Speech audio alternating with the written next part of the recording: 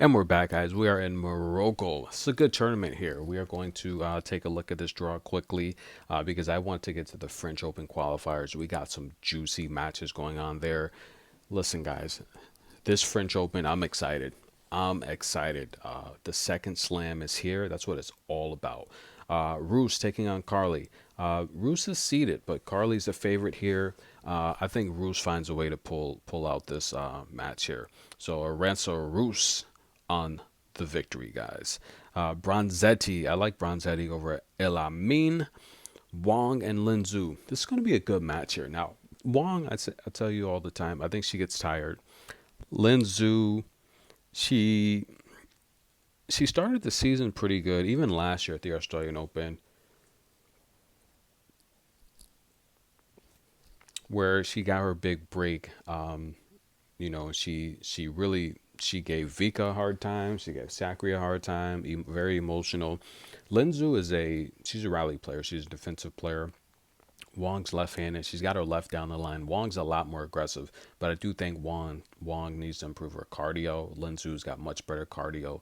Linzu's a much deeper player. If Linzu gets balls back, Wong's gonna make mistakes. So I'll take Linzu to win the match. I'm pretty sure Linzu's the underdog. I don't have the numbers in front of me.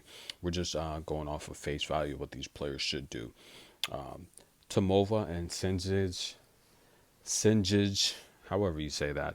Victoria Tomova has a solid backhand. It's just as simple as that, and I think she's gonna have her way here. I like Victoria Tomova to win. Let's see, Mayor Shreve never brings sand to the beach. Too strong, too aggressive. She's in form, playing well. Very, very powerful backhand. I think she'll overpower Elananu, and I like Shreve to win this match. Trevisan, Hibino. This is a good match here. Hibino's right up the alley for Trevisan. They're about the same size. I do think Trevisan's a lot more aggressive, athletic. I love her left down the line. I think she's a much better clay player. I think Trevisan's back. We'll take Martina to win this match. Sarah Termo Podoroska. Podoroska's very experienced clay player. She's got serious cardio issues, and this is what I was talking about. I think a lot of people they don't they don't get it. See, what happens is we see these amazing players like Serena, that's a once in a generational lifetime player, and we think every player is like that, and they're not. And what what happens is in terms of longevity, when you when you have God given talent, and a lot of these ladies do, but when you're that one percentile player, that once in a generational lifetime player, your athletic ability is just amazing. You just have it, right? And I say it all the time, you can't teach speed, right? Me personally, just being always the fastest kid in the neighborhood, without a doubt, right? So I'm the guy that no one wanted to stick playing basketball because I'm too fast. I'll just blow right by you. You can't teach that speed. And out of every, I don't know, 10 people I know, most people can't hang with me when it comes to speed. So when we take a look at the women's tour, these ladies are all amazing athletes, but the body's not made for any of these sports. The body's not made to be playing football, which is why, all of these studies show brain damage in all these players. You know, boxers, a lot of them, once they retire, they can't talk right. I've met a lot of the professional boxers coming from that scene.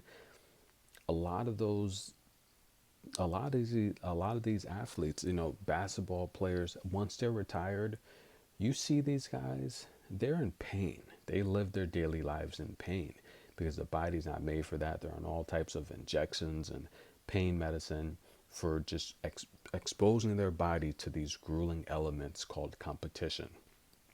These female athletes, when they're done playing, a lot of them, to be honest with you, they look horrible because putting their body through all this stuff for so long, and getting pain injections, getting all this medical treatment, and prescription drugs, this and that, overcoming injuries, their bodies are really, really messed up. And as grueling as this tour is, we see one of the best players on tour, Elena Rybak, and I'll tell you time and time again that this schedule is just draining her body. And I say that to say this: when these ladies get up in their upper 20s, their chances of winning slams, just, it's like literally like, it's already hard enough to win a slam to begin with when you're healthy and young. Once these ladies start to get older in their upper 20s, and once they hit 30, forget about winning a slam. I mean, we can go back the last decade. Serena Williams, you might find it's one other player, but that's it. The last 10 years, only one or two players have even won a slam over the age of 30. And that was, and they were right on the cuff of 30, 31. Okay?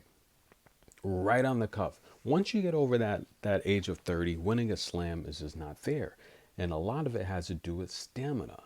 Once you get that age, you don't have the stamina anymore because you just don't have the drive, the will. You don't have that young body anymore where you can put in that work on the training court to train. You have to really put your body through the ringer to get into form when you're that older, because you don't have that natural momentum anymore, and it's draining.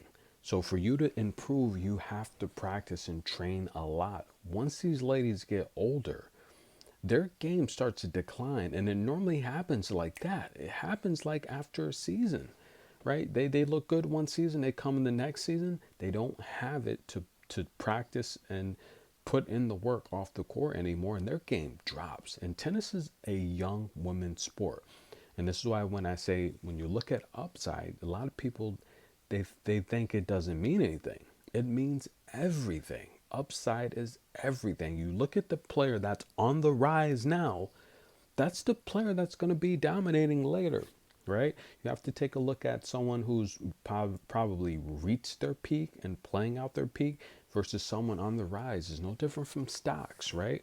Now, and I say that because Podoroska, she gets tired, and she's 27. I don't like her stamina. And she's a good clay player, guys. She got 250 wins on clay. And Sarah Termel is getting up there as well, but she had to take a break because the tour was draining her physically and mentally. I'll take this first set to go over 8.5. I think both ladies are going to hold, but again, I think it's going to be a match this is one of those matches where I would probably watch the first set, but that's about it, because Podoroska is going to get tired. But Sarah gets tired too, and she does her little tactics as well. So it's just not a match I think you're going to get the best from each lady in the first set. Bai taking on Elizabeth. Bai is very unique. Very, very unique. I think she has a lot more power than the average woman. And she's just unique, just put it that way. And but I think this might be a challenge for Elizabeth, but I think Elizabeth should get past Bai. Bai is still, look, coming from the ITF 50-win season plus, a lot of championships. She's in form, but this is the type of match where Elizabeth has to send a message. Okay, Elizabeth, you have to send a message in this match, and I do like Elizabeth to get the victory here. Those are the picks, guys. Enjoy. Stay tuned. French Open qualifiers. Let's get into it. Next up.